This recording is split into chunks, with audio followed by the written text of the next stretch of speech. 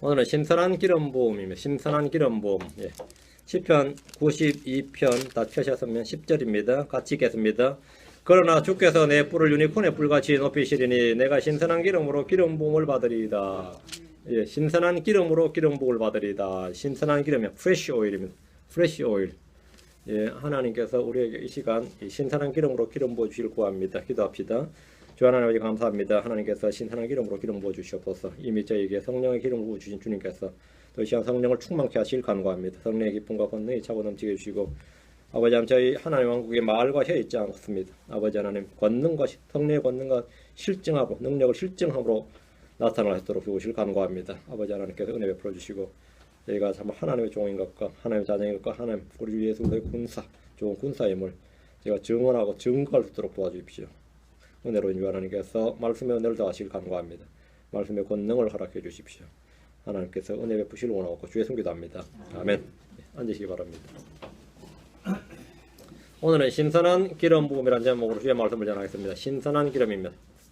성경에는 기름 부음을 받은 제사장, 기름 부음 받은 왕, 기름 부음 받은 대언자들이 나옵니다. 모세는 주의 기름 부음 받은 자였습니다.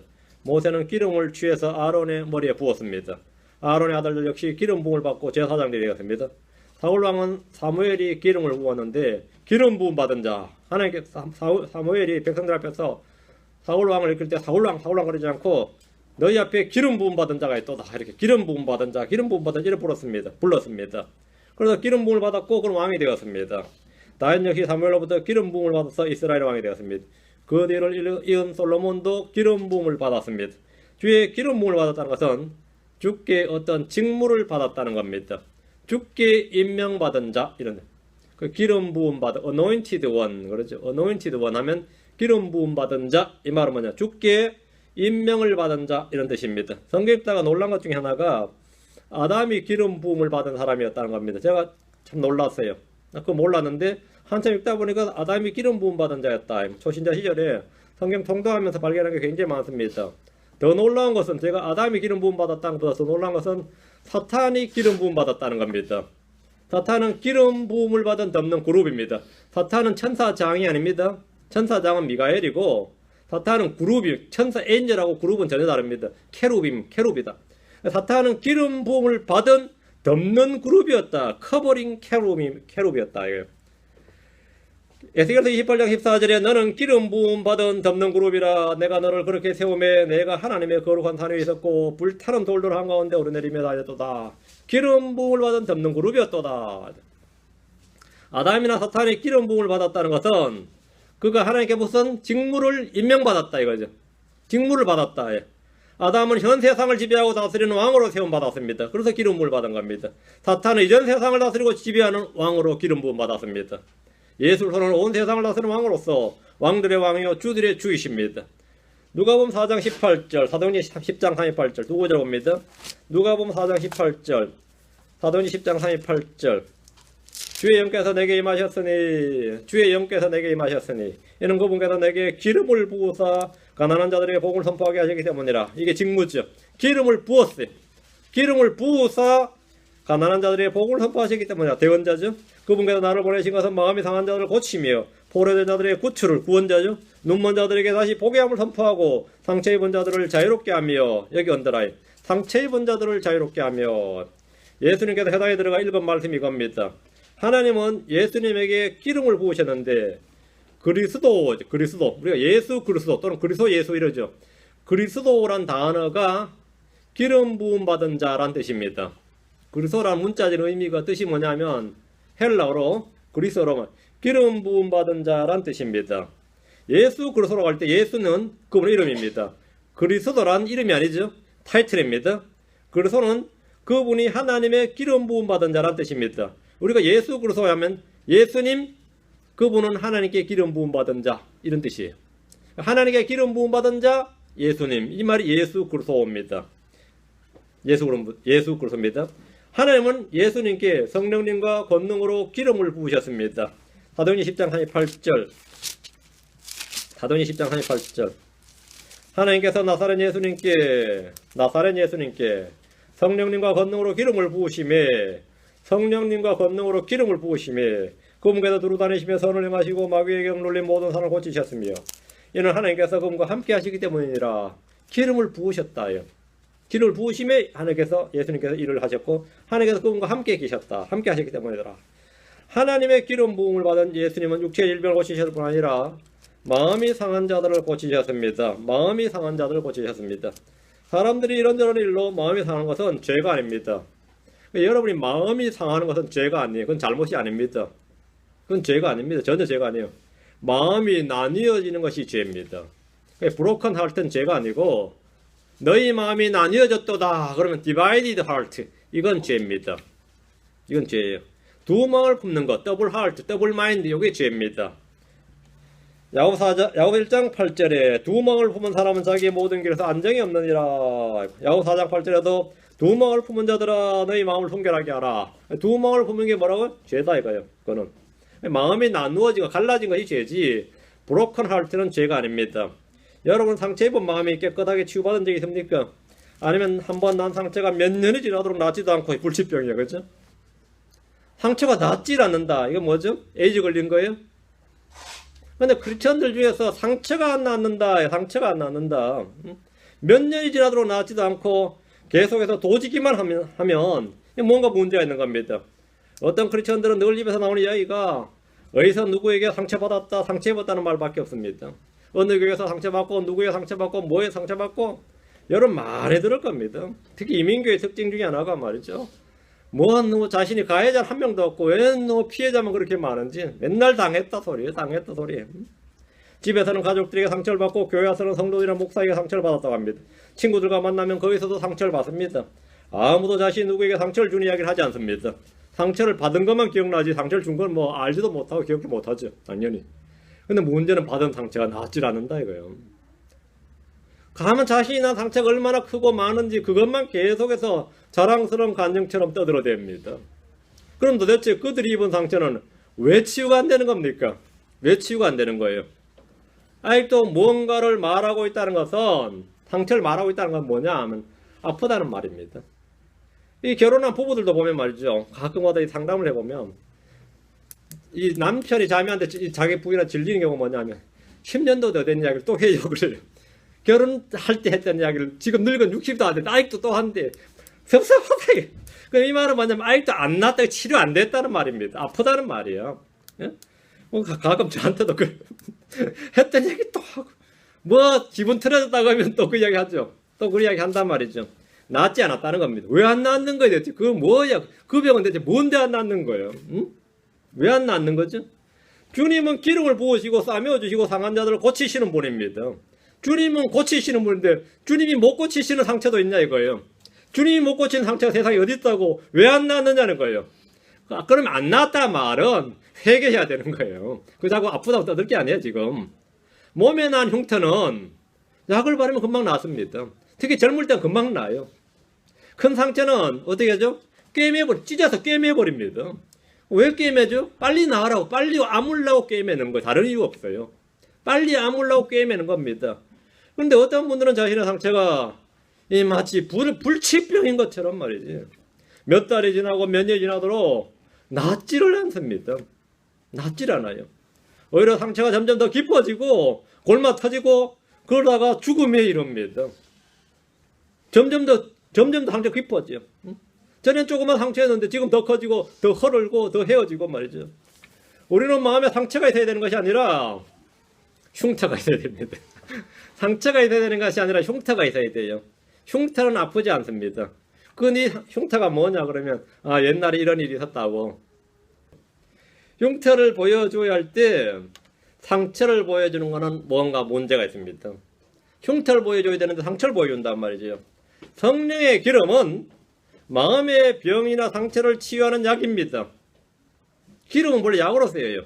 예나 지금이나 기름은 상처를 치유하는데 많이 사용되는데 특히 외상치료의 효과가 있습니다. 기름이. 선한 사마리아인은 강도를 당해 죽어가는 환자에게 기름과 포도즙을 붓고 그의 상처를 싸맸습니다. 기름은 통증을 완화해주고 붓기를 가라앉힙니다. 포도즙은 소독의 효과가 있습니다. 야고보서 5장 14절에 말하기를 너희 가운데 병든 자가 있느냐 그는 교회 장로들을 부를 것이요 그들은 주의 이름으로 그에게 기름을 바르며 그를 위해 기도할지니라.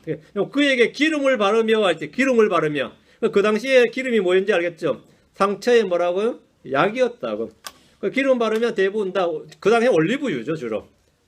우리는 기름 바르면 피마자 기름 바르죠. 공기름 바르죠. 식용유 발라요. 아니 기름을 바르는데 기름을 바르며 그를 위해 기도할지니라. 교회 장로들은 병든 자가 청하면 가서 그에게 기름을 바르며 그를 위해 기도했습니다. 기름은 성령을 예표합니다. 주로. 성경에서 떼어지지 않는 게 아니라 기름과 향이거든요. 기름은 성령은, 향은 기도를. 그래서 합쳐서 향기름이라 그래요. 기름은 성령은, 향은 기도를 예표했는데 구약의 예를 시작해서는 병든 자에게 지금 야고보 그대로 적용을 한 겁니다. 그대로. 그리스도가 기름 부음을 받은 자란 뜻이라면 크리스천은 건 무슨 뜻이겠어요? 크리스천은 그리스도가 뜻이 뭐라고요? 기름 부음 받은 자. 크리스천은 기름 부음 받은 자들 이 말이에요. 크리스천은 기름 부음 받은 자들이다 말이죠. 하나님은 성도들에게 성령의 기름을 부어주셨습니다. 그러니까 여러분은 다 성령의 기름 부음을 받았다 이 말입니다. 고린도후서 1장 21절 22절, 요한일서 2장 20절 27절, 고린도후서 1장 21절 22절. 네, 고린도후서 1장 21절 22절. 고린도후서 1장 21절 22절. 이제 우리를 너희와 함께 그리스도 안에서 굳게 세우시고 우리에게 기름을 부으신 분은 하나님이시니. 이제 보세요. 우리에게 기름을 부으신 분은 하나님이시니. 기름은 목사나 장로가 붓는 거 아닙니다. 누가 붓는다고요? 하나님이시니. 이게 성령의 기름 부으심이지. 우리에게 기름을 부으신 분은 하나님이시니 그분께서 또한 우리를 봉인하시고 우리 마음속에 성령을 보증으로 주셨느니라. 모든 크리스천은 다 성령의 기름 부으심이 있다 없다? 있다. 이 말씀에 따르면 하나님은 성도들에게 기름을 부으셨고 우리 마음속에 성령을 보증으로 주셨습니다. 제가 이 목회를 하기 전에 목사가 되기 위해 목사로 부름을 받았다는 생각이 있는데 도저히 자신이 없었고 이 부름에 대한 확신이 없었어요. 그래서 이제 하나님께 기도한 게 있는데 내 안에 이런 기름 부으심이 넘쳐야 되는데 이게 일단 별로 없는 것 같다 했을 때 제가 받은 말씀이 이거였어요. 있다 주셨느니라. 응? 기름을 부으심을 하나님이시니. 이것은 느낌으로 아는 것이 아니라 말씀을 통해 아는 지식입니다. 이거 느낌으로 아는 거 아닙니다. 체험으로 아는 거 아니에요. 말씀을 듣고 배워서 아는 겁니다. 아, 말씀을 통해 아는 지식이다. 이거 말씀을 통해서. 하나님께서 말씀을 통해서 우리 안에 성령을 부어주셨다는 사실을 알려주신 겁니다. 믿는 자들의 누구나 성령이 있습니다. 우리 몸이 성령의 전입니다. 성령이 없다면 어떻게 우리 몸이 성령의 전이겠어요? 성령이 있으니까 성령의 전인 거지. 성경에 말하기를 고린도전서 6장 19절에 도대체 무슨 말이냐? 너희 몸이 너희가 하나님에게서 받은 바 너희 안에 계신 성령님의 전인 줄을 너희가 알지 못하느냐? 너희는 너희 자신의 것이 아니니라. 너희가 하나님에서 받은 바, 너희가 하나님에서 받은 바 너희 안에 계신 성령님. 성령님은 하나님에서 받은 거예요. 하나님이 주신 거란 말이죠. 우리 안에 계신 성령님이다 말이에요. 성령이 우리 안에 계시다요. 성령의 기름 부음이 다 있다 말이죠. 성령이 없다면 그의 몸은 성령의 전이 될 수가 없습니다. 성령이 없다는 것은 그가 크리스천이 아니란 말입니다. 성령은 특별한 사람에게 임하는 것이 아니라 믿는 자들에게 임한 주님의 선물입니다. 주 하나님의 선물입니다. 누구든지 믿기만 하면 성령을 선물로 주시고 그 사람 안에 영원토록 성령이 거하십니다. 요한일서 2장 20절 27절. 요한일서 2장 20절 27절. 그러나 너희는 거룩하신 분에게서 기름 부음을 받고 모든 것을 아느니라. 너희는 거룩하신 분에게서 뭘 받았다? 기름 부음을 받고. 우린 다 기름 부음을 받았다. 기름 부음을 받았다. 27절. 그러나 너희가 그분에서 받은 기름 부음이 너희 속에 거함으로 너희가 그분에서 받은 기름 부음이 너희 속에 거함으로 아무도 너희를 가르칠 필요가 없고 바로 그 기름 부음이 너희에게 모든 걸 가르치며 또 그것이 진리요 그것이 아닌즉 그것이 너희를 가르친 대로 너희는 그분 안에 거할지니라. 기름 부음이 너희 안에 있다 이 말입니다. 성경 우리가 거룩하신 분에서 기름 부음을 받았고 그 기름이 우리 속에 거한다고 말씀합니다. 이것은 느낌이나 표적이나 환상이나 이상한 영적 체험을 통해서 아는 것이 아니라 믿음을 통해서 말씀으로 알 수 있습니다. 주님은 우리 안에 기름을 부어주셨습니다. 성령의 기름 부음은 우리 신분을 확증해 줍니다. 기름 부음은 뭔가 직무를 주는 거라 했죠. 왜 하나님께서 우리에게 기름을 부으셨느냐 이거. 하나님의 아들이라는 걸 입증해 주는 겁니다. 성경에서 기름 부음 받은 사람은 왕과 제사장과 대언자들입니다. 예수로서는 왕이시고 대제사장이시고 대언자이십니다. 그 대언자십니다. 우리는 왕가의 제사장입니다. 우리는 주의 말씀을 선포하는 청지교 증인들입니다. 전도자입니다. 우리는 그리스도와 함께 이 땅을 통치할 왕가 제사장입니다. 우리는 그런 직무를 받았다 이 말입니다. 그러니까 단지 기름 부음이 있는 겁니다. 그래서 우리는 주께 기름 부음을 받은 겁니다. 하나님께서 우리 속에 성령을 부어주심으로 우리가 누구인지 확증을 해주었습니다. 요한복음 14장 16절 17절입니다. 요한복음 14장 16절 17절. 그 성령을 주소서 그러면 그만큼 좀 또라이가 없지요. 그 말이 안 되는 소리죠. 이해한 거지. 요한복음 14장 16절 17절. 내가 아버지께 구할 터인지 그분께서 다른 위로자를 너희에게 주사 그분께서 영원토록 너희와 함께 거하게 하시리니 곧 진리의 영이시라. 그 아버지께 예수님이 아버지께 구한다 이거야. 성천하셔서 그분께서 다른 위로자를 너희에게 주사 그분께서 영원토록 성령께서 영원토록 너희와 함께 거하게 하시리니 곧 진리의 영이시라. 진리의 영 성령이죠. 세상 그분을 받아들이지 못하나니 이는 세상이 그분을 보지도 못하고 알지도 못하기 때문이라. 그러나 너희는 그분을 아나니 이는 그분께서 너희와 함께 거하시며 또 너희 어디에? 너희 속에 계실 것이기 때문이라. 성령 찾는다고 산으로 들러가지 마세요. 어떤 기도원에 성령이 있는 게 아닙니다. 어떤 교회에 성령이 있는 것이 아니에요. 너희 속에 계신다 이거예요. 너희 속에 계실 것이기 때문이라. 성령님은 본문에 따르면 뭐랬죠? 또 다른 위로자를 너희에게 주사. 그러니까 성령을 위로자십니다. 개혁성경에 보면 보혜사라고 그랬는데 보혜사가 아니라 위로자입니다. 보혜사를 주신 게 아니라 위로자를 주신 겁니다. 성령님은 영원토록 우리와 함께 가십니다. 여기 보면 영원토록이라고 그랬죠. 성령 우리를 떠나지 않으신다 이 말입니다. 영원토록 우리와 함께 가십니다. 구약의 사사 삼손은 서운의 법을 어기고 머리에 삭도를 냈을 때 그에게서 성령이 떠나버렸습니다. 성령이 떠나자 그러면 그냥 평범한 사람이 됐죠. 성령이 떠났어요. 분명히 사사 재판관 말이죠. 사사 삼손에게 성령이 있었는데 떠나버렸어요. 그렇죠. 사울로 향한 주의 법을 어김으로써 그에게 있던 주의 영이 떠나버리고 악한 영이 그에게 임했습니다. 그러나 신약에서 크리스천들에 주신 위로자요 진리의 성령은 우리를 결코 떠나지 않으십니다. 우리를 결코 떠나지 않습니다. 여러분이 어떤 경우에도 성령이 여러분을 떠나는 법이 없다 이 말입니다. 요한복음 14장 16절에 그분께서 영원토록 너희와 함께 거하게 하시리니 이 말씀에 주목. 영원토록 너희와 함께 거하게 하시리라. 이거는 우리가 성령을 붙들어 두는 게 아닙니다. 하나님 아버지께서 그렇게 하시는 거지. 우리가 붙들어 둔다면 못 붙들어. 우리가 어떻게 성령을 붙들어 둬요? 응? 성령은 구속의 날까지, 우리 몸의 구속의 날까지 우리 안에서 보증이 되십니다. 성령은 믿는 자에 주신 하나님의 선물입니다. 세상 그분을 받아들이지 못하고 보지도 못하고 알지도 못합니다. 성령은 믿는 자들에 주신 하나님의 약속입니다. 사도행전 2장 38절 39절. 사도행전 2장 38절 39절. 이에 베드로가 그들에게 이르되 회개하고 너희 각 사람이 예수 그리스도 이름으로 침례를 받아 죄들의 사면을 받으라. 죄들의 사면을 얻으라. 그리하면 너희가 성령님을 선물로 받으리니. 그리하면 성령님을 선물로 받는다. 이 약속은 너희와 너희 자손과 멀리 떨어져 있는 모든 사람. 여기 있는 지금 유대인들 여기만 아니고 이 약속은 너희와 너희 자손과 멀리 떨어져 있는 모든 사람, 곧 우리 주 우리 하나님께서 부르실 모든 사람을 향한 것이니라. 누구든지 받을 수 있다. 예수를 믿는 사람 누구나 받을 수 있다 이 말이죠. 성령님을 받는 조건은 간단합니다. 복음을 듣고 회개하고 그분을 믿는 겁니다. 베드로는 회개 증거로 그들의 침례를 요구했습니다. 침례는 하나님을 향한 선한 양심의 응답입니다. 그럼 성령을 받는다고요. 사도도 아니고 대언자도 아니고 왕도 아니고 제사장도 아닌데 성령 받는다 이 말이죠. 누구나 받는다 이거예요. 이 약속은 너희와 너희 자손과 멀리 떨어지는 모든 사람 예수 믿는 사람은 다 받는다 이거죠. 사도들과 믿는 자들은 자신들이 성령을 받았습니다. 성령을 받아놓고 이제 이걸 증언하는 거예요. 그들은 유대인들 앞에서 성경 기록대로 그리스도께서 죽으시고 묻히시고 부활하셨다는 사실을 선포했습니다. 하늘에서 성령님이 믿는 자들 위해 임한 것은 예수님이 부활하셨고 하나님의 오른손에 의해서 높여진 증거입니다. 하나님이 믿는 자들이 부어주신 성령은 그들의 믿음을 확증해주는 보증이고 증거입니다. 2장 33절, 사도행전 2장 33절. 그러고 그분께서 하나님의 오른손에 의해 높여지시고, 성천이죠. 예수님의 성천입니다. 아버지에게서 성령님을 약속으로 받아서, 이것이 바로 아까 요한복음 16장 요한복음 14장에서 한 거죠. 내가 아버지께 구할 터인즉 한 거죠. 그 약속을 받아서 아버지에게서 성령님을 약속으로 받아서 너희가 지금 보고 듣는 이것을 부어주셨느니라. 성령이 부어지셨다는 말은 예수님께서 승천하셔서 하나님 우편에 계신다는 뜻이죠. 증거단 말이죠.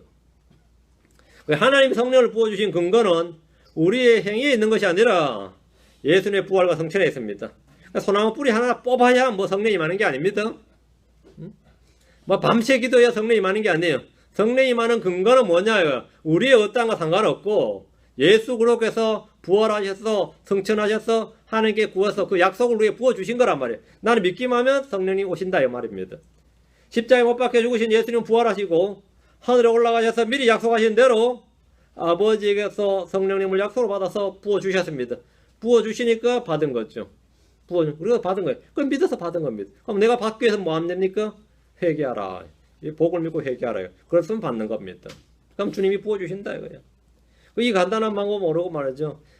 그래도 받으려면 뭐 산기도 좀 해야지요. 뭐 금식 좀 해야지요. 뭐 해야죠. 그러면 그건 전부 다 가짜입니다. 만약 그렇게 해서 받은 무슨 영이면 그건 전부 다 악령이에요. 그건 성령 아닙니다.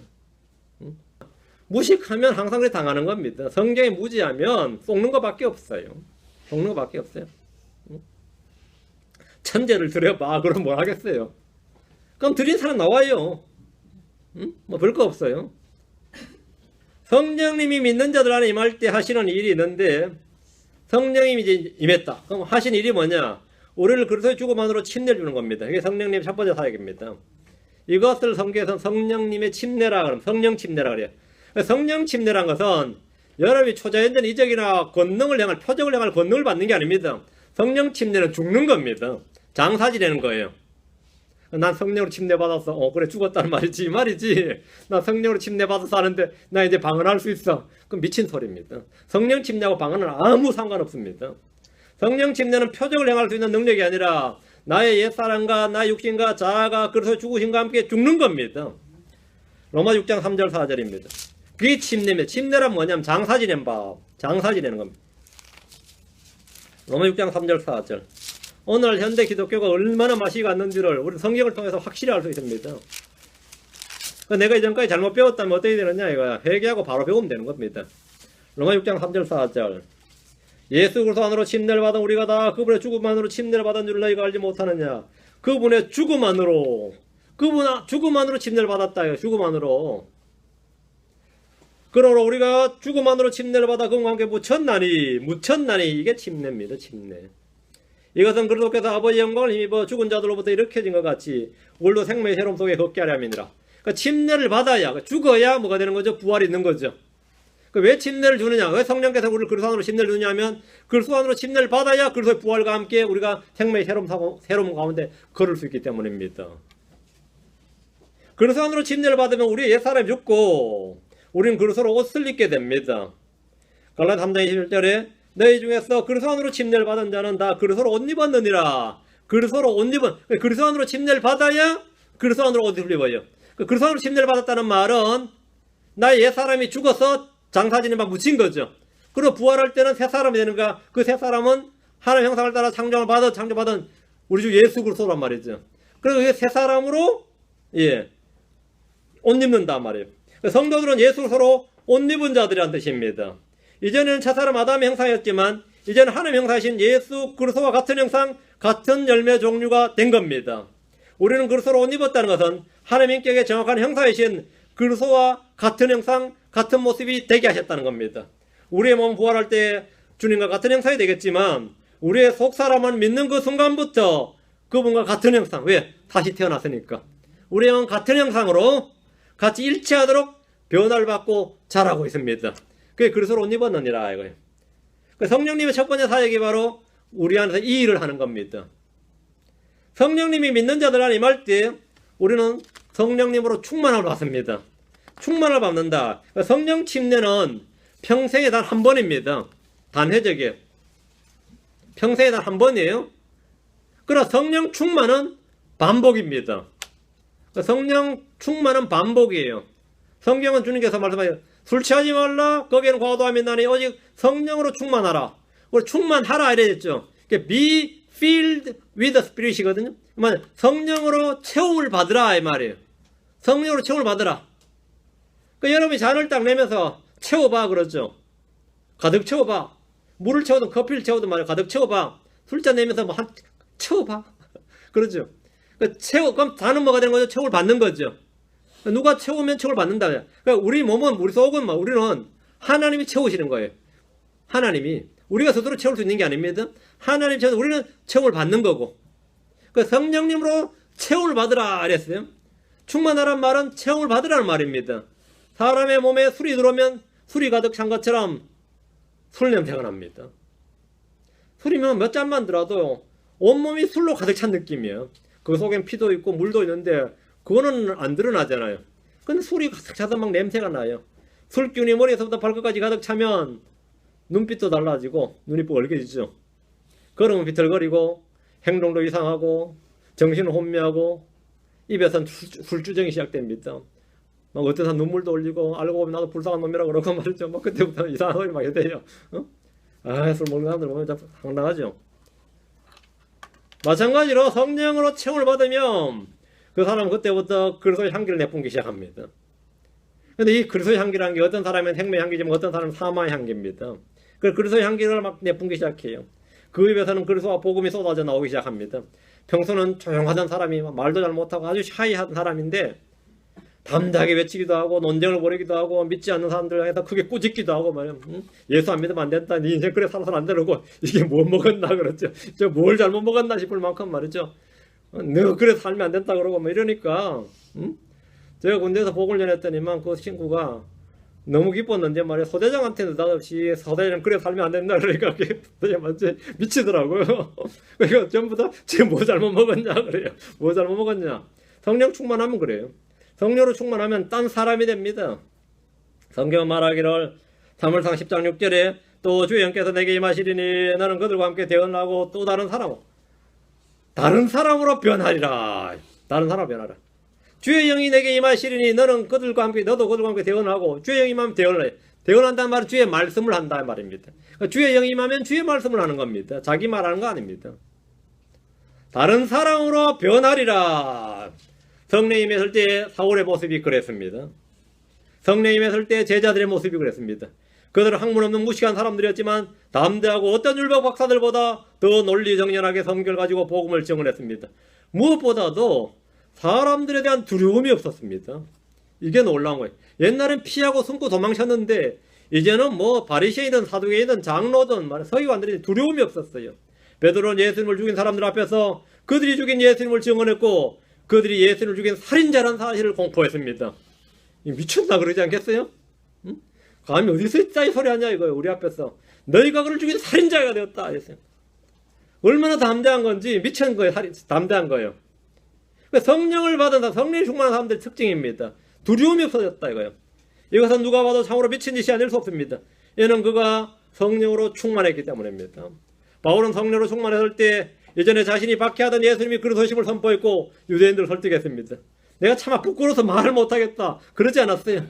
얼마나 뻔뻔해요. 어제까지 자기가 막 때려 죽이던 사람들을 그 이단이라고 핍박하던 교리를 자기가 지금 도로 선포하고 있단 말이죠. 이거 성령으로 하니까 딴 사람이 되어버린 거예요. 바울이 아니에요. 딴 사람이 되어버린 겁니다. 성령으로 충만을 받지 않으면 도저히 할 수 없는 일입니다. 도저히 할 수 없는 일이에요. 제가 예수 믿었던 그날 오후에 했던 일이 불경 읽고 있는 제 친구 엄마한테 가가지고 예수 믿어야 된다 그랬는데 그건 예의가 아니지. 옆에서 지금 그건 예의가 아니지. 네 어제까지 아니었대. 어제까지. 난 오늘 바뀐 거예요. 오늘 딴 사람으로 변화된 거예요. 딴 사람으로. 다 딴 사람으로 바뀌었다 그래. 딴 사람이 됐다 이거야. 딴 사람이. 이름도 같고 외모도 같고 다 같은데 사람이 달라졌어. 사람이 달라졌어요. 뭐가 임한 겁니까? 예, 성령이 임한 겁니다. 사도행전 2장 4절 4장 8절 31절 사도행전 2장 4절 그들이 다 성령님으로 충만하여 성령께서 그들에게 말하게 하시는 대로 다른 언어들로 말하기 시작하더라. 그러니까 방언이라는 뜻은 다른 언어입니다. 함께 모인 사도들과 제자들은 다 성령님으로 충만했습니다. 이것은 단회적 사건으로 끝이 아니었습니다. 성령 충만은 반복이에요. 분명히 사도행전 2장 4절에서 성령 충만했죠. 자, 4장 8절로 갑니다. 4장 8절 그때 베드로가 성령님으로 충만하여 그들에게 이르되 너희 백성의 치리자들과 이스라엘 장로들아. 여기서 2장에서 충만했는데 4장에서 또 충만했죠. 반복이란 말이죠. 베드로는 복음을 전하기 전에 다시 성령님으로 충만했습니다. 4장 31절 그들이 기도하기를 마치며 그들이 함께 모인 것이 흔들리더니 그들이 다 성령님으로 충만하여 담대히 하나님의 말씀을 말하니라. 또 성령 충만이 나오죠. 그러니까 같은 사람인데 베드로가 지금 3번 성령 충만을 받았죠. 이건 평생의 반복입니다. 성령 침례는 평생에 한 번이고 성령 충만은 평생의 반복이에요. 근데 성령 충만할 때마다 베드로한테 일어나는 일은 뭡니까? 뭔가 말을 하더라는 거죠. 뭘 말했죠? 하나님의 말씀을 말하니라 그러잖아요. 담대히 하나님의 말씀을 말하니라. 그래서 언더라인 4장 3절 담대히 성령님으로 충만하여 담대히 하나님의 말씀을 말하니라. 하나님 반복적으로 그들에게 성령님으로 충만해주도록 해주셨는데 성령 침례와 성령 충만은 전혀 다른 것이다. 성령 충만의 결과는 예수 그리스도와 복음을 증언하는 일이었습니다. 성령께서 하시는 일은 그리스도를 증언하고 그분을 영화롭게 하는 겁니다. 성령님은 자신을 증언하고 자신을 영화롭게 하신 것이 아니라 예수를 증언하고 예수 그리스도를 사람들에게 드러내시는 겁니다. 그게 성령님 사역이에요. 성령 충만한 사람 나뉘어 뭐 하겠어요? 그러면 성령님이 하시는 일이죠. 예수를 증언하고 예수님을 드러내고 예수를 영화롭게 하는 거다 말이죠. 요한복음 15장 26절, 16장 14절. 오늘 말씀을 잘 따라오셔야 됩니다. 가장 기본적인 진리예요. 가장 기본적인 진리. 요한복음 15장 26절, 16장 14절.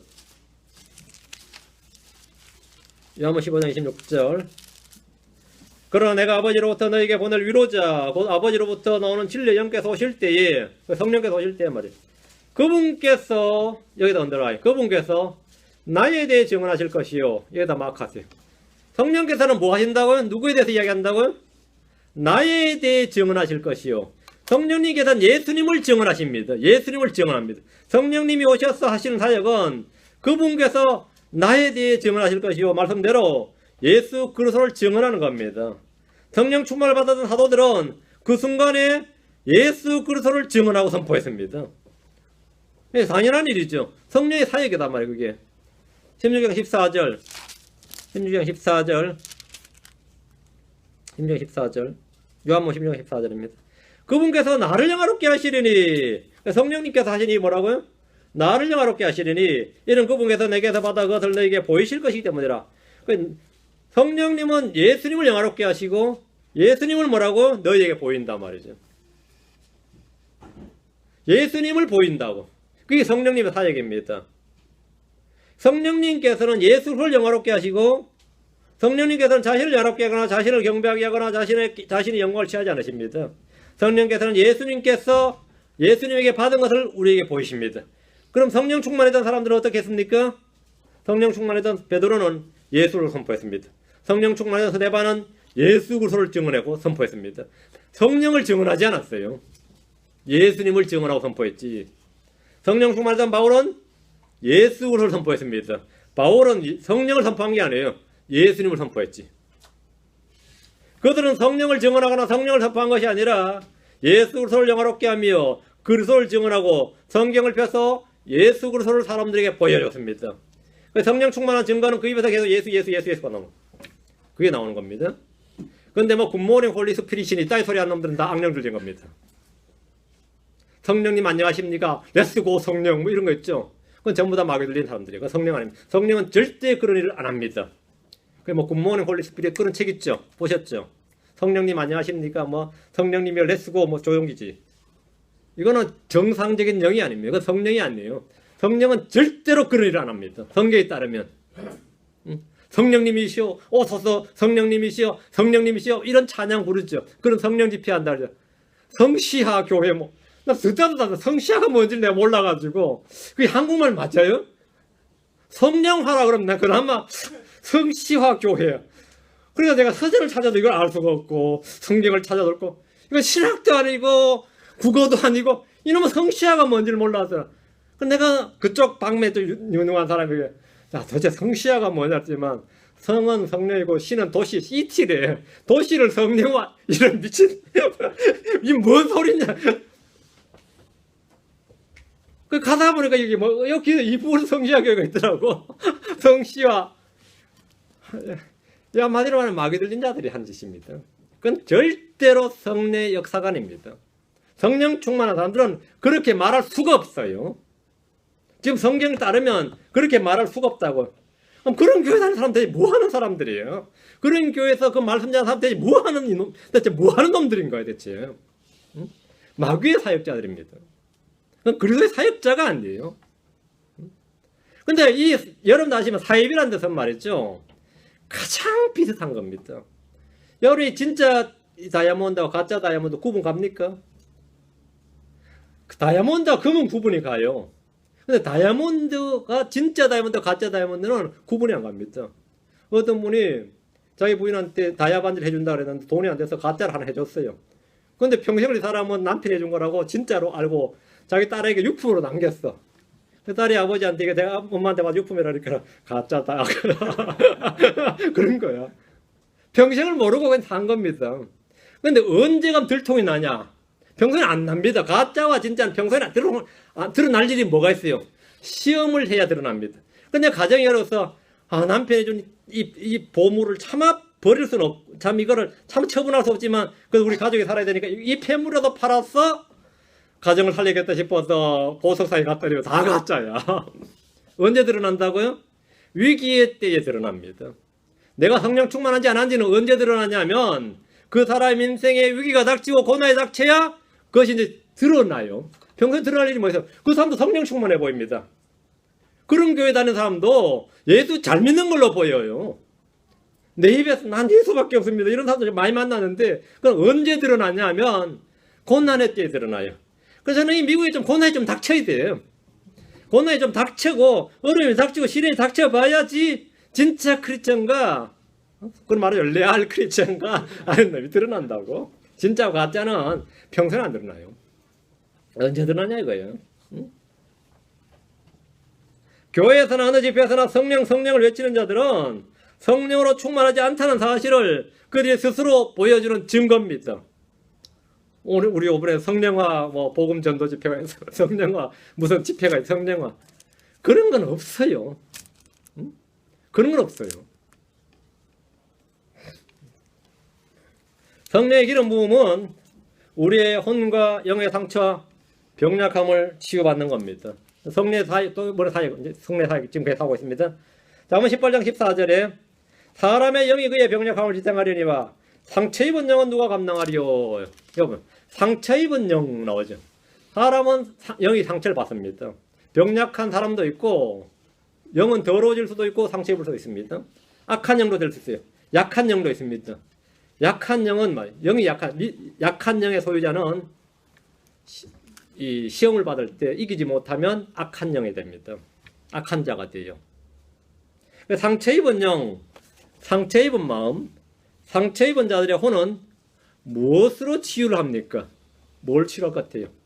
몸은 병원에 가고 약을 치고 상처 입은 영은 뭘로 치료하냐고요? 성경에 지금 상처 입은 영은 누가 감당하리요? 했죠. 이게 중요합니다. 뭐가 감당하죠가 아니에요. 누가 감당하려? 목사가 감당합니까? 못합니다. 누가 감당하죠? 성령님이 하십니다. 누가 한다고요? 성령님이 한다고요. 성령의 기름 부음이 그 상처 입은 영을 치유합니다. 성령이 뭐라고요? 위로자이시고 치유자십니다. 성령이 위로자이시고 성령의 기름 부음 받으면 그 성령의 기름 부음이 치유한다고요. 사람들은 자기의 자존심의 상처를 받을 때 분노를 합니다. 그것은 치유가 필요한 것이 아니라 죽음에 처해야 되는 겁니다. 그 자존심에 상처받았다, 내 마음이 상처받았어요 그러면 상처받으면 안 되는데 죽어야 되는데 그건 상처를 받아야 되는 게 아니에요. 죽여버려야지. 상처받았다는 말이 안 죽었다는 말이지. 그건 빨리 죽여버렸대요. 응? 만이들이 그리스도와 함께 십자가에 못 박아야 할 것을 벗어버려야 할 것들을 고치기 위해서 기도하고 노력하는 것은 한심한 일이 아닐 수 없습니다. 주님 고쳐주십시오. 마음의 상처를 받으면 그건 아닌데 그건 죽여야 되는 거야. 그건 죽어야 되는 거지 뭔 상처야. 응? 이것은 말이죠. 죽은 시체에 화장품을 바르고 좋은 옷을 입히는 것과 마찬가지입니다. 육신이나 옛사람이나 자아는 꾸미고 가꾸고 고치고 개선해야 되는 것이 아니라 죽음에 처하고 묻어버려야 되는 겁니다.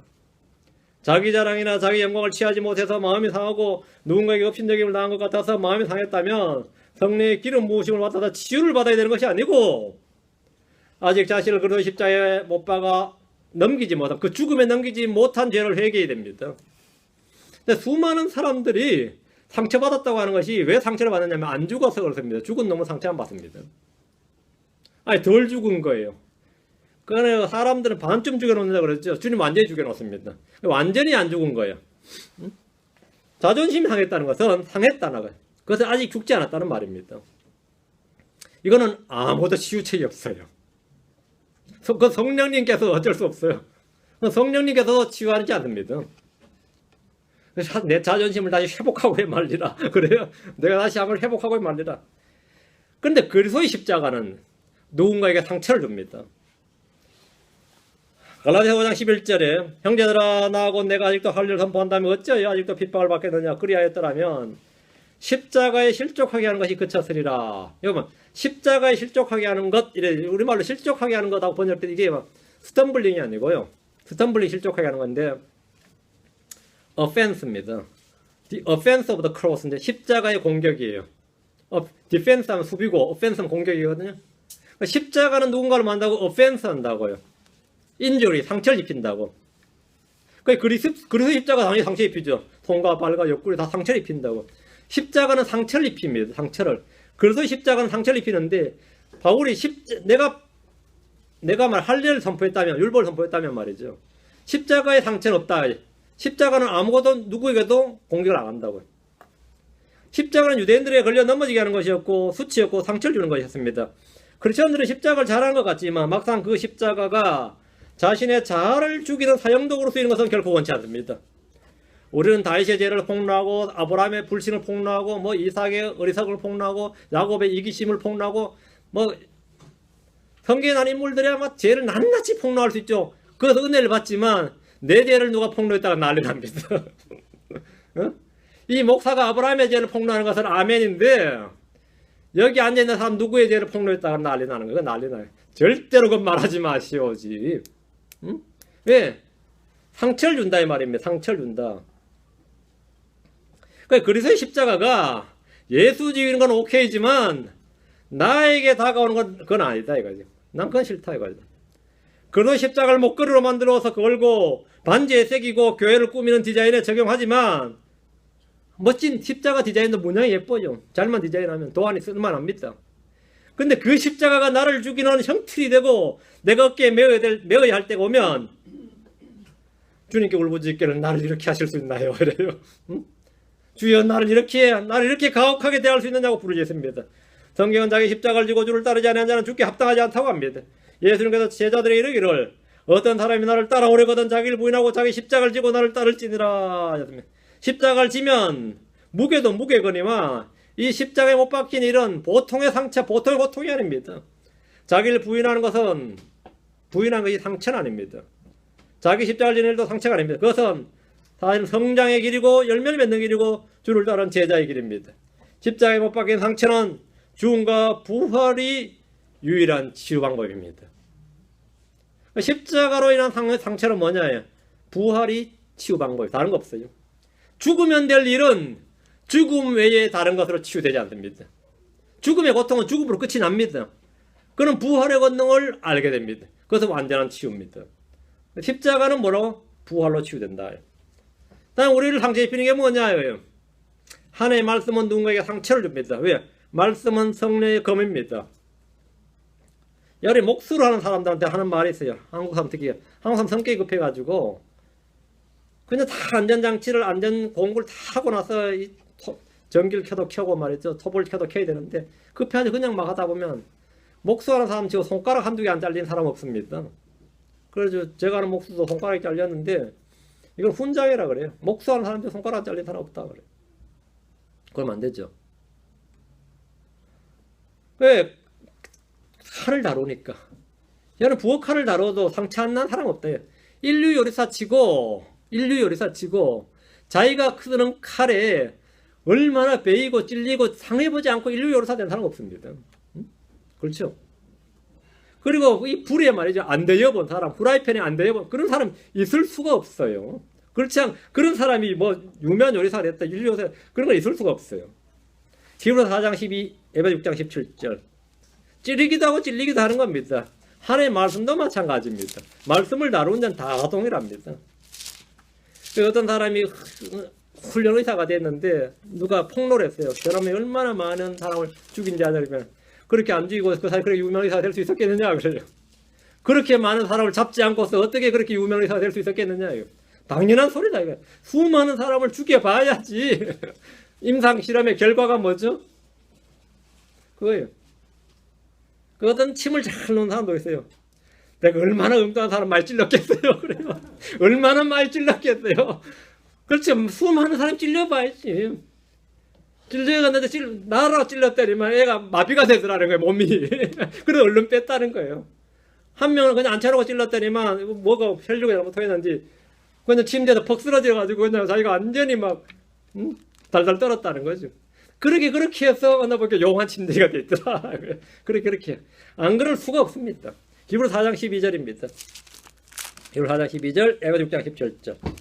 하나님의 말씀은 살아있고 권능이 있으며 양날 날리는 어떤 것보다도 예리하여 혼과 영과 관절과 골수를 힐러 둘로 나누기까지 하고 또 마음의 생각과 의도를 분별하는 분이시니라. 하나님의 말씀은 말이에요.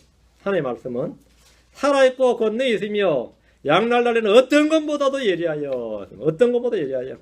말씀은 양날 날리는 어떤 것보다도 예리합니다. 이 말은 이 칼에 사하고 찔리고 베일 수 있다는 말입니다. 하나님의 말씀은 우리의 피부나 뼈를 건드리는 것이 아니라 혼과 영과 마음을 깊이 찔러 쪼개버립니다.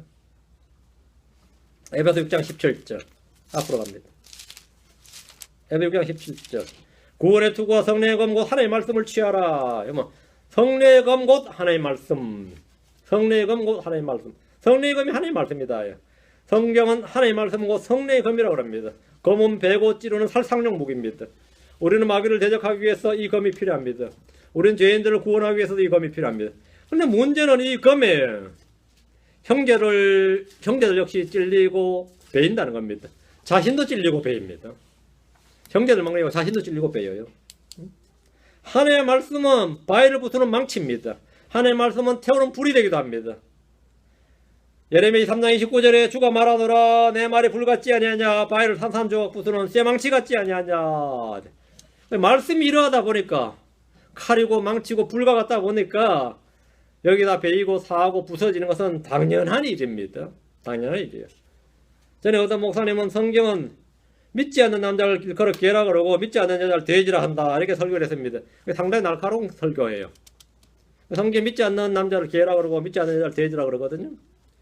근데 목사가 강단에서 이 설교를 할 때 이 구절을 설교를 하는데 앉아서 듣는 사람들 중에는 깊은 상처를 입고 분노한 자들이 한둘이 아니었습니다. 특히 불신자 남편 배우자고 사는 사람은 나 그럼 개와 사냐 나는 그럼 돼지하고 사냐 이러니까 심각해진 거죠. 제가 지옥에 대해 설교를 하는데 누가복음 16장 지옥에 대해서 설교를 할 때 앉아든 사람이 다 하면하고 듣는 게 아닙니다. 마음에 시험이 들고 실족을 했어요. 점심도 안 먹고 튀어나가는데 왜 가는지 몰랐죠. 이 지옥에 하나님을 그렇게 잔인하고 무서운 분으로 만들 수가 있냐 이런 거예요. 하나님을. 제가 저희 교회에서 한 설교를 어떤 형제에 보내줬는데 그 형제가 그 설교 제목과 요약, 난 내용만 보고 실족했습니다. 제목하고 요약만 보고. 왜? 자기를 타겟으로 한 설교를 하는 거예요. 난 정상적인 진도로 나간 건데 자기를 타겟으로 한 설교인데 아니라고 설명했는데 그렇게 민감한 시기에 그런 설교를 보냈다는 게 무슨 의미겠습니까? 딱 일어나오는데 제가 더 황당한 거죠. 근데 말씀은 칼이고 망치고 불입니다. 근데 이런 건 흔한 일입니다. 흔한 일이에요. 전도서 12장 11절입니다. 그것은 숙명이에요. 그거 뭐 변명하고 뭐 설명할 거 없습니다. 숙명이에요, 그거는. 전도서 12장 11절.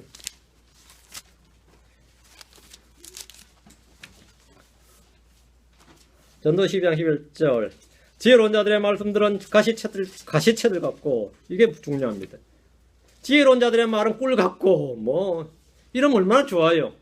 근데 지혜로운 자들의 말씀들은 뭐 같다고요?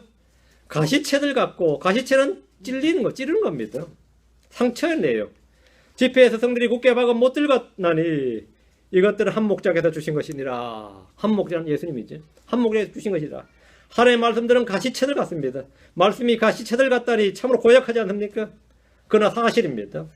하나님의 말씀은 가시채들 같아서 많은 사람들에게 상처를 줍니다.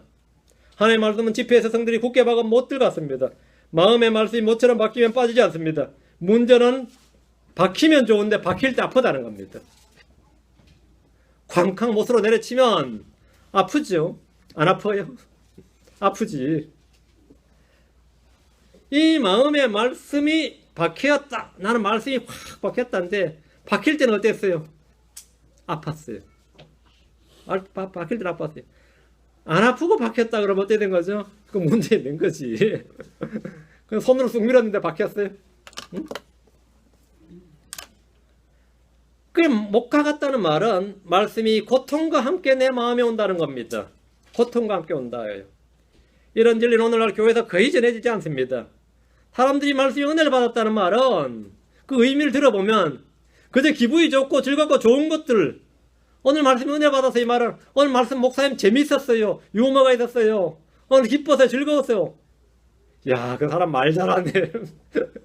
그 사람 웃기네. 이런 거예요. 그 착각하게 만드는 것이 전부입니다. 많은 이들이 주의 말씀에 상처를 입습니다. 설교에 깊은 상처를 입는 이들이 부지기수인데 문제는 이 상처를 입는 게 문제가 아니에요. 이건 좋은 거예요. 상처 입은 영은 나쁜 게 아니라 그랬어요. 그건 죄가 아닙니다. 마음이 갈라진 게 죄지. 문제는 이 상처를 치유받는 법을 모른다는 겁니다. 상처를 치유받는 법을. 상처를 치유받는 법을 알면 상처받는 건 아무 문제가 안 돼요. 상처를 받으면 받을수록 강해집니다. 성령의 검에 입은 상처는 성령의 기름 부음만으로 치유됩니다. 다른 거 치유 안 돼요. 성령의 검에 받은 성령의 검이 이 말씀의 상처를 받았으면 성령의 기름 부음만으로 치유가 돼요. 다윗은 나단의 책망에 상처를 받았습니다. 그런데 그는 돌이켰어요. 다윗은 마음에 깊은 찔림을 받고 찔렸다 그랬죠. 양심과 마음이 말씀에 찔림을 찔렸다. 이게 프릭되거든요. 이건 뭐냐면 여기 바늘 있죠. 바늘이나 단도 칼 같은 거로 바로 확 찌르는 겁니다. 그게 프릭이에요. 그냥 다윗이 마음에 확 찔렸어요.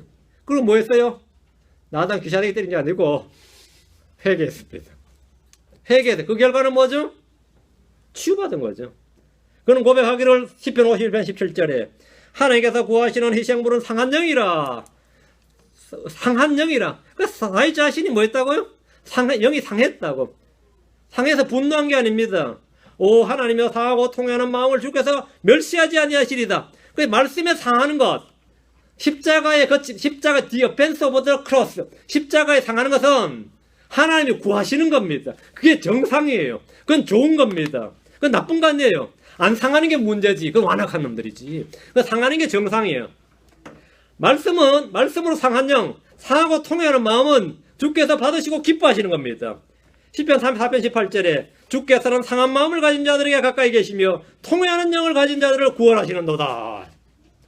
상한 마음을 가진 자들에게 뭘로 상하느냐는 겁니다. 자존심 상한 거 아니라 하나님 말씀으로 상처를 입은 거예요. 다윗은 평생 상처를 안고 산 것이 아니라 깨끗이 치유를 받았습니다. 상처는 문제가 되지 않습니다. 그리스도 십자가나 주의 말씀으로 깊은 상처를 당해보지 못한 것이 오히려 더 큰 문제입니다. 그게 오히려 더 큰 문제예요. 우리는 거짓으로 위로를 받는 것보다 진리의 상처를 받는 것이 더 낫습니다. 사도행전 2장 37절, 5장 33절, 7장 54절, 세 구절 봅니다. 여기 나 마크를 좀 하세요. 사도행전 2장 37절, 5장 33절, 7장 54절입니다. 이 구절들은 모두 표시를 하시고 마크를 하시고 주위에서 듣고 읽고 묵상해 보시기 바랍니다. 사도행전 2장 33절, 2장 37절이네요. 사도행전 2장 37절. 이제 그들이 이 말을 듣고, 이 말은 복음을죠. 받으로자 하는 복음의 말씀을 듣고 마음속으로 찔려 베드로와 아버지 사도들에게 이르되 사람들아 형제들아 우리가 어찌할까 하거늘. 여러분 그들이 마음속으로 찔려 이 말이 뭐죠? They were pricked in their heart입니다. pricked. prick이 뭐냐면 바늘이나 창으로 칼로 찌르는 겁니다. 쿡 찌르는 거예요. 그게 prick입니다. prick. 그들은 찔렸다 이거야. in their heart. 그들의 마음이 확 찔렸어. 아프죠 그러면. 못에 찔렸다 말이죠. 가시체에 찔렸다. 바늘에 찔렸다. 뭐에 찔렸어요? 말씀에 찔렸다. 말씀의 칼에 찔렸습니다. 성령 충만한 베드로가 선포한 주의 말씀은 문자 그대로 성령의 검이었고 망치였고 가시체였고 못이었습니다. 이들은 말씀을 듣고 마음속으로 찔렸습니다. 예수님께서 살기 등등한 서기관들과 바리새인들 향해서 너희 가운데 죄 없는 자가 먼저 그녀에게 돌을 던지라 하시자 그들은 그것을 듣고 양심의 가책을 받아서 하나씩 빠져나갔습니다. 하나님의 예수님의 말씀이 그들의 마음 양심을 찔렀습니다. 찔렀어요. 예수님을 십자가에 못 박았던 유대인들은 말씀의 검에 찔렸습니다. 그들은 그날 복음을 듣고 믿고 구원받았는데 무려 3,000혼이나 3,000명이나 되었습니다. 뒤로 5장 33절. 이거 말씀의 긍정적인 효과. 상처받았다는 것은 좋은 일이다. 말. 그렇다고 해서 모두가 동일한 결과는 아니에요. 사도행전 5장 33절. 그들이 그 말을 듣고, 베드로선방 복음이죠. 그들이 그 말을 듣고 마음이 상하여, 여기서 언더라인, 마음이 상하여 그들을 죽이려고 의논하더라. They were cut to the heart. cut이죠.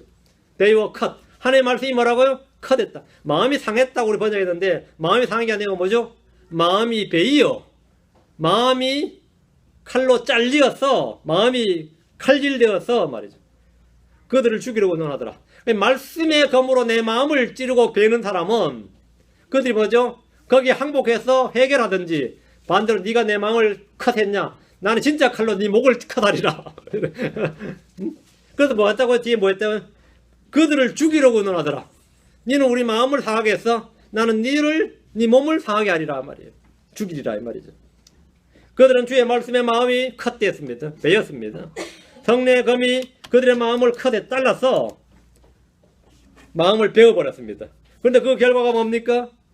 그들을 죽이려고 하더라. 베드로가 전한다고 다 사람들이 회개하고 구원한 건 아니에요. 구원받은 건 아니에요. 이들은 사도를 죽이지 못하고 대신 때리고 설고 금지령을 내렸습니다. 주의 말씀에 검에 마음이 베였지만 그 상처를 성령의 기름 부음으로 치유받지 못한 자들은 도리어 그 자신들이 가진 칼로 자기를 상처낸 자들을 죽이려고 그런 겁니다. 우리는 성령의 검으로 그들을 대하고 그들은 진짜 칼로 우리를 대합니다. 우리는 말씀의 채찍으로 그들을 때리면 그들은 진짜 채찍으로 우리를 때려요. 우리는 말씀의 못으로 그들을 박으면 그들은 진짜 못으로 우리를 때려 박으려고 합니다. 이거는 뭐 부득이한 일이다 말입니다. 사실이요. 이건 교회사예요. 7장 54절. 7장 54절. 성령 충만했던 스데반의 설교가 사도행전 7장이에요. 54절입니다. 다 듣고 나서 그들이 보인 반응 54절. 그들이 이것들을 듣고 마음이 상하여 그를 향해 이를 갈았더라. 마음이 상하여 여기다 언더라인. 영어로 보시면 cut to the heart. They were cut to the heart. 그들의 마음이 뭐 됐다고요? cut 됐다. 여기 cut 됐다 그러면 가위로 테이크해서 컷하는 거죠. 잘라버린 거죠. 칼로 잘라버려. 베어버려. 잘라버려라 이거예요. 마음이 cut 됐다 이거예요. 마음이 잘려. 스데반은 성령 충만한 가운데 주의 말씀을 선포했고 그가 전한 주의 말씀은 듣는 이들의 마음에 칼질을 해서 그들을 잘라버렸습니다. 성령의 검인 말씀이 마음에 왔을 때 그 칼이 그들을 사정없이 영과 혼감이 관여 골수를 찔러 나눈 겁니다. 그래서 스데반은 성령의 검으로 그들을 칼질을 했고 들은 그들은 그 칼질한 스데반을 향해서 칼을 없었나 봐요. 돌을 던졌어요. 돌을 던졌습니다. 근데 마음이 상했다, 찔렸다, 상했다, 베었다. 이것은 그 상한 영, 상한 마음은 뭐라고요? 지극히 정상적인 거예요. 그 여러분이 병원 가서 수술을 해서 아파요. 그럼 의사가 뭐래요? 정상입니다. 그러지. 아이고 죄송합니다. 그래요? 그건 당연한 거라고. 찢었으니까, 베었으니까, 꿰맸으니까 아픈 거죠. 며칠 지나면 괜찮아요. 그지? 다 나면 괜찮아요. 많이 아플 텐데. 압니다. 그래요. 많이 아플 텐데. 응? 안 그래요? 여러분이 이를 한번 말이죠. 잇몸에서 피가 나도 아파요. 손가락이 뭐 찔려도 아프고. 응? 그 정상이단 말이지. 진리의 말씀으로 충만한 설교를 듣고 목사를 향해 분노하고 욕하고 이를 가는 것은 목사가 이상하다 생각합니다. 그건 정상적인 일입니다. 누가 나 욕하면 나 그건 이상하다 생각합니다. 정상적인 생각하지. 응? 오히려 아무 반응이 없는 게 오히려 이상하지. 들었는지 안 들었는지 반응이 없어요. 회개에도 기쁘고 분노에도 저는 기뻐요. 왜? 내가 지금 제대로 말씀 전했다는 뜻입니다. 근데 그 사람 듣고 회개했다 그러면 나 기뻐요. 기쁘지 안 기쁘겠어요? 목사님 말 때문에 오늘 깊이 회개했습니다. 기쁩니다. 근데 오늘 듣고 나서 막 열받았습니다. 짜증났습니다. 저는 기뻐요. 내가 지금 제대로 말씀 전했구나. 그 짜증난 사람은 그건 지가 해결해야 될 문제지. 이거는 자신 성령의 기름 부음 받음으로 치유받아야 될 문제지. 그건 제가 어떻게 할 수 있는 게 아니다 말이죠. 다음엔 제가 위로의 말씀을 전해드릴게요. 그래요? 그렇게는 할 수 없는 거지. 근데 방법은 회개하면 돼요. 여러분들 중 간혹 말이죠. 같이 이야기하다 보면 불평불만 토하고 분노하고 짜증내고 하면 동조하지 말고 권면해서 회개하도록 해야 됩니다. 권면해서 그건 정상적이다. 지금 짜증내는 것은 정상이야. 그거는 비정상이 아니에요. 짜증나는 게 정상이야. 근데 지금 부작용이 일어나고 있는 거지. 부작용도 어떤 약효가 작동하고 있다는 거예요. 그러니까 부작용 당시 반작용을 일으켜야 돼요. 그게 정상적인 작동이 됐죠. 그건 뭐냐면 리펜트입니다. 회개하라. 회개하라. 그러면 간단합니다. 리펜트 하기 위해서 뭐 해야 되냐면 앞에 필요한 게 뭐냐면 리뷰크입니다. 꾸짖으라고요. 그러면 얻으면 혼을 얻는 겁니다. 안 되면 못 얻는 겁니다. 여러분 혼을 얻으라고요. 혼을 얻는다. 그 책망에서 고치면 그 뒤 고치면 내가 혼을 얻는 것이다. 진리의 말씀을 들은 유대인들은 마음이 찔려고 사했고 칼릴당하는 상처를 받았습니다. 이건 절호의 기회예요. 이건 혼이 구원받을 수 있는 절호의 기회입니다. 여러분과 하는 누군가 막 불평불만 하면 여러분 그 사람을 얻을 수 있는 절호의 기회야. 이런 기회를 나에게 주신 하나님께 감사하노라 하고 나서는 부대에 권면하는 겁니다. 거짓 평화와 거짓 위로보다 진리로 말미암아 슬픔과 아픔과 상처가 훨씬 낫습니다. 요즘 크리스천들은 저마다 자기를 높이는 자존심, 자존감, 자긍심, 자부심, 자아도취 성향이 굉장히 강합니다. 내가 이 교회에 없으면 지가 교회가 잘 돌아가나 봐라 이런 사람도 있고요. 응? 이게 왜 자존감이 있거든 다. 자아도취 성향이 굉장히 강합니다. 어디서나 칭찬받고 누구에나 인정받으려고 그럽니다. 요즘 어린애 때부터 배운 게 뭐냐면 잘났다 이거 뭐 이게 애들 기 살려준다는 게 어릴 때도 교육이란 말이죠. 그런 사람이 20대 30대 되면 바뀔 것 같습니까? 점점 더 강해집니다. 나 이렇게 살 사람이 아닌데. 한국 사람들은 말이죠. 특히 그래요. 그래서 다 양복을 맡기로 클리닉에 갔는데 앉아서 일하는 아줌마가 딱 표정이 거예요. 나는 이런 일을 할 사람이 아닌데 하는 표정으로 앉아있어요.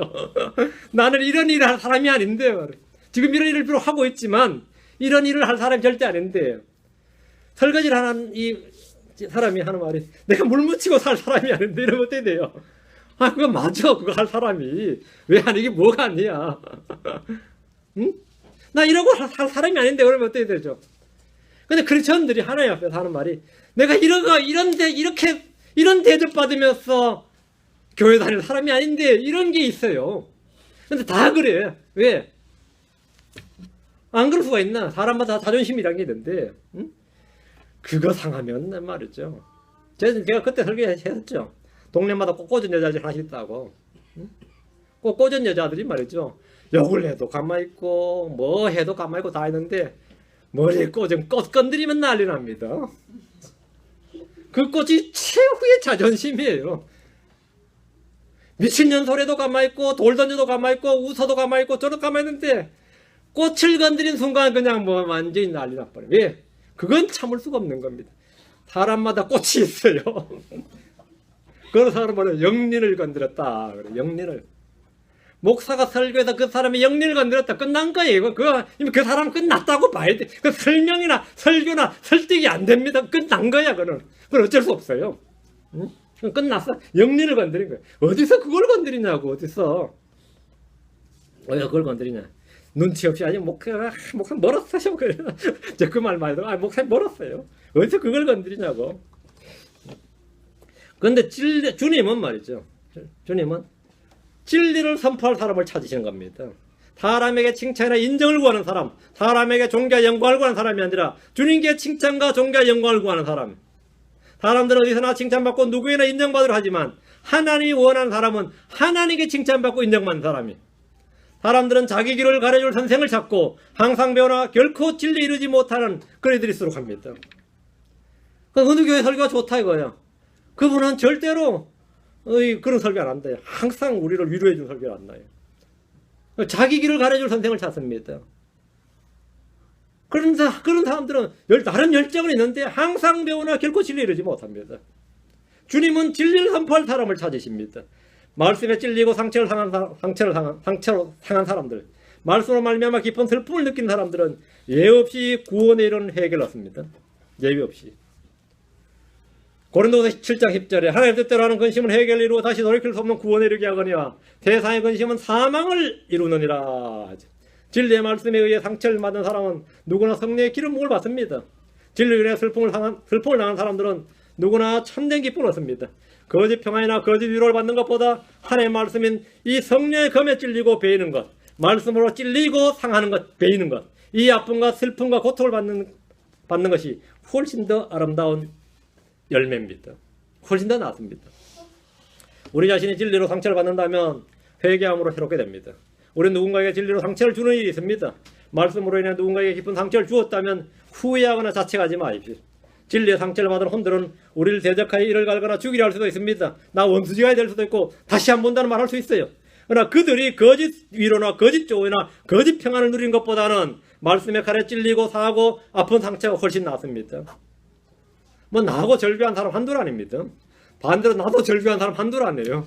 보지 말자 그러면 이거 좋다 그래 나는. 아이고 좋다. 나하고 절교한 목사도 수두룩해요. 응? 절교한 목사 수두룩하지. 어디서 감히 헛소리하고 있냐? 딱 어디서 헛소리하고 있냐 이거. 응?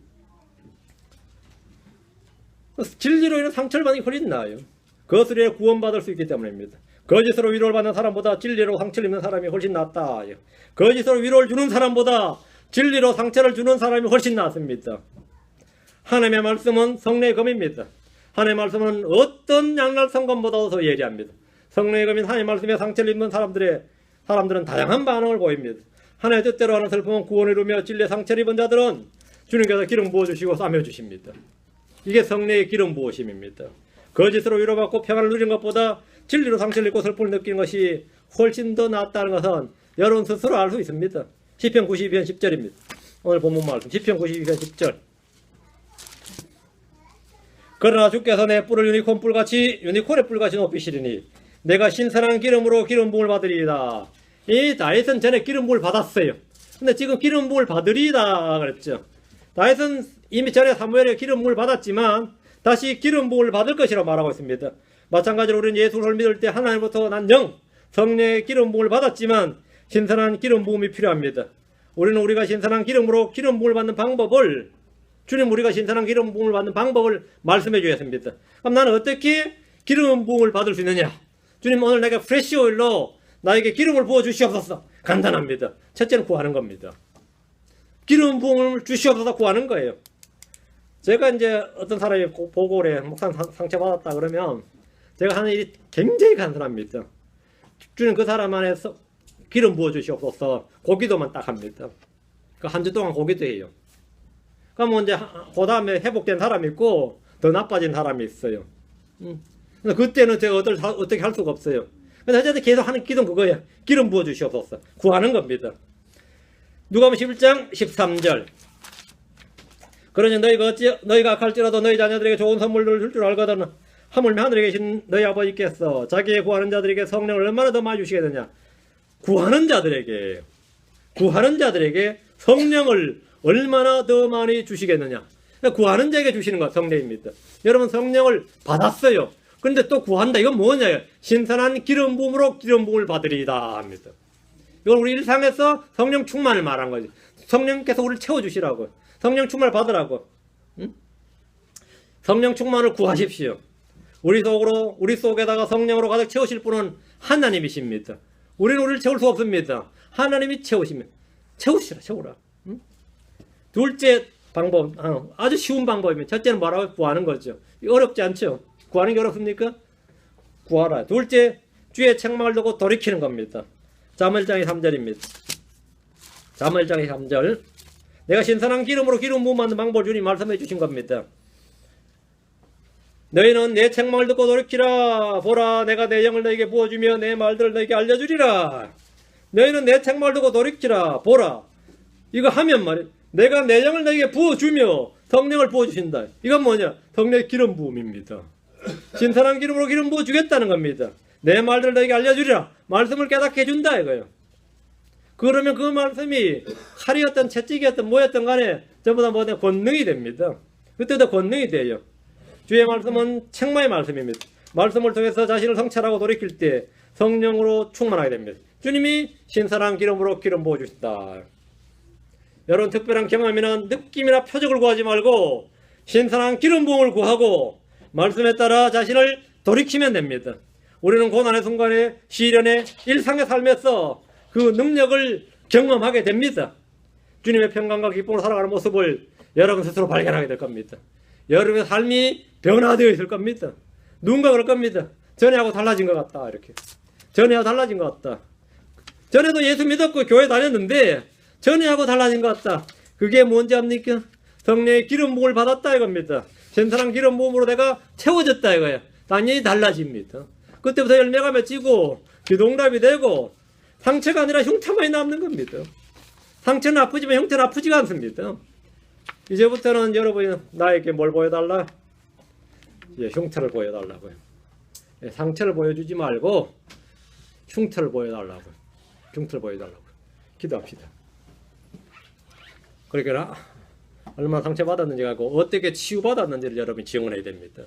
누구에게 상처받았는지를 누구에게 누가 나에게 이렇게 나쁜 일이 됐다 상처받았던 그 고자질하지 말고 그런 상처에도 하나님께서 겉들이 치유해 주셨다는 치유를 증언하셔야 됩니다. 주님의 사역을 증언하라 합니다. 그것이 성령님의 기름 부음입니다. 우리는 언제나 상처를 받는 사람들이기 때문에 우리는 언제나 상한 영을 가진 사람이다. 그건 하나님께서 받으시는 거예요. 그건 좋은 겁니다. 상한 영과 통회하는 영은 좋은 거예요. 안 받는 게 이상한 거지. 그러나 치유는 더 좋은 겁니다. 기도합시다. 이대하시 고르간 주 하나님 감사합니다. 함께 하시고 오셔서 오늘도 주의 말씀을 선포했습니다. 선포한 말씀들이 모든 성도들 마음 가운데 믿음으로 결합해서 서로 신선한 기름으로 기름 부음 받게 하셔서 서로 성령으로 충만할 수 있도록 해주실 간구합니다. 전하신 주 하나님께서 약속하신 바대로 제가 이 시간 모든 성도들 위해 성령 충만하려고 합니다. 주님께서 물 붓듯이 기름 붓듯이 저희 속에 성령님을 부어주실 간구합니다. 그래서 저희가 성령 충만해서 참으로 우리 주 예수를 증언하게 하시고 예수를 드러내게 하시고 예수님을 영화롭게 하시고 예수님을 존귀하게 할 수 있도록 해주시고 저희 안에 있는 모든 상한 것들 통해하는 모든 것들이 아버지 하나님 다 흉터가 되게 하시고 우리 새살이 돋아나게 하셔서 저희로 하여금 온전하게 하시고 완전하게 하여 주시기를 간구합니다. 전하신 주 하나님 저희를 강건하게 해주시옵소서. 은혜의 역할이 아버지 강건하게 하는 것이라고 생각합니다. 저희 속사람을 강건하게 해주십시오. 성령으로 강건하게 해주십시오. 하나님 말씀으로 저희를 세워주시고 열매 맺게 해주시옵소서. 모두가 그리스도 예수 안에서 강건한 성도가 되도록 도와주시길 원합니다. 감사드리며 주의 승 기도합니다. 아멘. 찬양 한 곡 하고 마치겠습니다.